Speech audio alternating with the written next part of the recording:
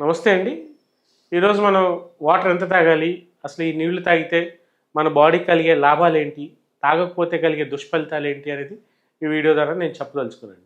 జనరల్‌గా ఉదయం పూట లెగ్గానే జనరల్‌గా మ్యాండేటరీగా ఎవరైనా సరే ఒక వ్యక్తి ఒక 2 గ్లాసుల నుంచి 3 గ్లాసుల వరకు నీళ్లు తాగాల్సిన అవసరం ఎంతైనా ఉంటుందండి.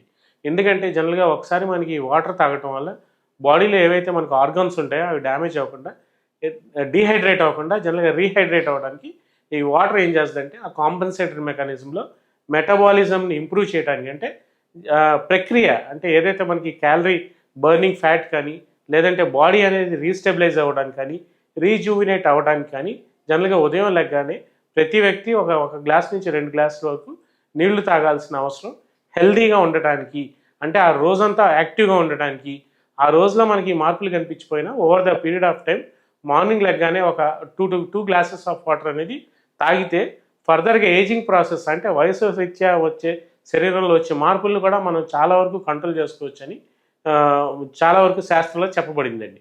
అలాగే స్నానం చేసే ఒక అరగంట ముందు రెగ్యులర్గా ఒక గ్లాస్ ఆఫ్ వాటర్ తాగటం వల్ల మనకి ఏవైతే అధిక రక్తపోటు సమస్యలు కానీ లేదంటే మనకి ఈ గుండె సంబంధిత ప్రాబ్లమ్స్ కానీ అంటే స్నానంకి వెళ్ళి ఒక అరగంట ముందు ఒక గ్లాస్ ఆఫ్ వాటర్ తాగటం వల్ల బ్లడ్ సర్క్యులేషన్ అంతా ఇంప్రూవ్ అవుతుందండి.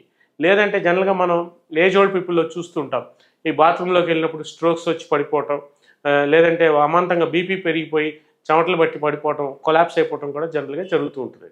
సో ఈ వాటర్ అనేది మనం వాష్రూమ్ ఒక స్నానంకి వెళ్ళి ఒక అరగంట ముందు ఒక 1 గ్లాస్ 2 గ్లాసెస్ ఆఫ్ వాటర్ తాగితే మినిమంగా మనకి బ్లడ్ సర్క్యులేషన్ అనేది ఇంప్రూవ్ అయ్యి ఏజ్ ఓల్డ్ పీపుల్లో ఈ కాంప్లికేషన్స్ రాకుండా కంట్రోల్ చేసుకోవచ్చని కూడా శాస్త్రంలో చెప్పబడిందండి.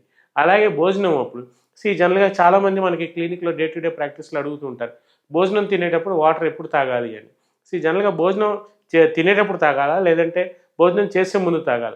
జనరల్గా శాస్త్రంలో ఏంటంటే మెడికల్లో చెప్పబడింది ఏంటంటే భోజనం చేసే ముందు ఒక 1 or 2 గ్లాసెస్ ఆఫ్ వాటర్ తాగితే ఒక అరగంట ముందండి భోజనం చేసే ఒక అరగంట ముందు ఒక 1 or 2 గ్లాసెస్ ఆఫ్ వాటర్ తాగి భోజనానికి కూర్చుంటే మనకి డైజెస్టివ్ సిస్టమ్ ఏదైతే ఉందో జీర్ణకోశ వ్యవస్థ ఏదైతే ఉందో అది యాక్టివేట్ అయ్యి మన డైజెషన్కి మనం ఏదైతే ఫుడ్ తింటామో ఆ ఫుడ్ని డైజెషన్ ప్రాసెస్కి చాలా ఫాస్ట్ అండ్గా మెటబాలిజం ఇంప్రూవ్ అవడానికి ఆ డైజెషన్కి అంటే మనకి ఈ భోజనం చేసిన తర్వాత జనరల్గా డైజెస్టివ్ రిలేటెడ్ ప్రాబ్లమ్స్ ఏవైతే ఈ గ్యాస్ట్రిక్ రిలేటెడ్ ఇష్యూస్ ఉంటాయో జీర్ణకోశ సంబంధిత ప్రాబ్లమ్స్ ఉంటాయో లేదంటే కొంతమంది పెద్దవాళ్ళ మలబద్ధకంతో బాధపడుతుంటారు అట్లాంటి సమస్యలు కూడా మనం అరికట్టవచ్చు దాన్ని కంట్రోల్ చేసుకోవచ్చు అనేది కూడా శాస్త్రంలో చెప్పబడిందండి.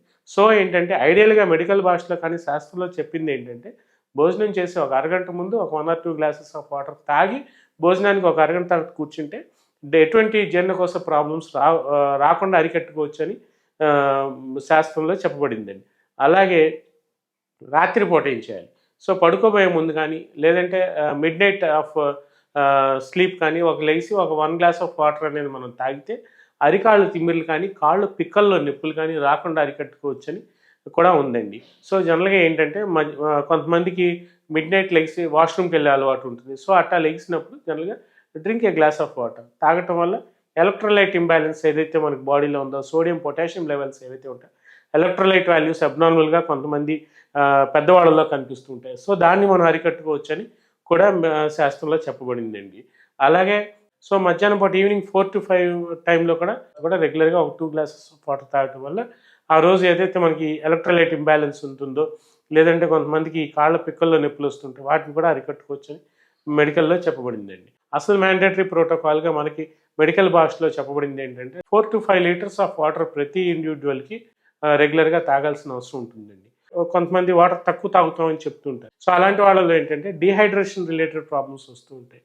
అంటే తొందరగా నీరసించిపోవటం బాడీ డైజెషన్ ప్రాసెస్ స్లో అయిపోవటం మెటబాలిజం అనేది స్లో అయిపోవటం కూడా జనరల్గా జరుగుతూ ఉంటుంది.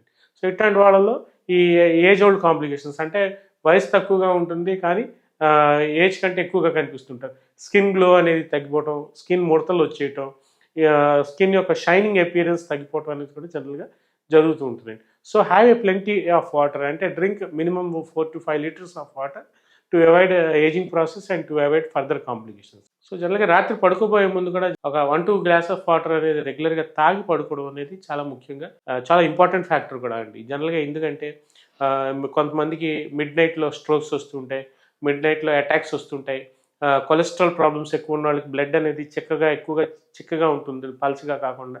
సో ఇట్లాంటి వాళ్ళలో ఏంటంటే మనం వాటర్ ఎక్కువ తాగుతున్నప్పుడు ఆ విస్కాసిటీ అనేది తగ్గి గుండెకి రక్త ప్రసరణ అనేది ప్రాపర్గా జరిగి జనరల్గా ఈ స్ట్రోక్స్ని కూడా మనం ఫర్దర్గా కాంప్లికేషన్స్ లేకుండా అవాయిడ్ చేసుకోవచ్చు. So have a habit of drinking water before sleep regularly 1 to 2 glasses అండి. అంటే పడుకోబోయే ముందు కూడా రెగ్యులర్గా 1 నుంచి 2 గ్లాసులు నీళ్లు తాగి పడుకోవడం అనేది చాలా ఉత్తమంగా చెప్తున్నామండి. అలాగే ఈ ఎక్కువగా నీళ్లు తాగటం వల్ల మనకి అరికాల తిమ్మిర్లు కానీ, పాదాల మంటలు కానీ, జీర్ణ వ్యవస్థ ప్రాపర్గా ఉండటం కూడా మనం మెరుగుపరచుకోవచ్చు అనేది ఈ వీడియో ద్వారా నేను చెప్పదలుచుకున్నాను. నియోజెనెటిక్ హోమియోపతి క్లినిక్ యూట్యూబ్ ఛానల్లో అప్లోడ్ చేస్తున్న వీడియోలన్నీ సమాచార నిమిత్తం మరియు దీర్ఘకాలిక స్వల్పకాలిక సమస్యలు అన్ని వయస్సుల వారు తెలుసుకొనుటకు మరియు వాటి నివారణకు చర్యలు జాగ్రత్తల నిమిత్తం ఉపయోగపడును. మా వీడియోలు నచ్చినట్లయితే లైక్ చేయండి, మా ఛానల్ ను సబ్స్క్రైబ్ చేయండి.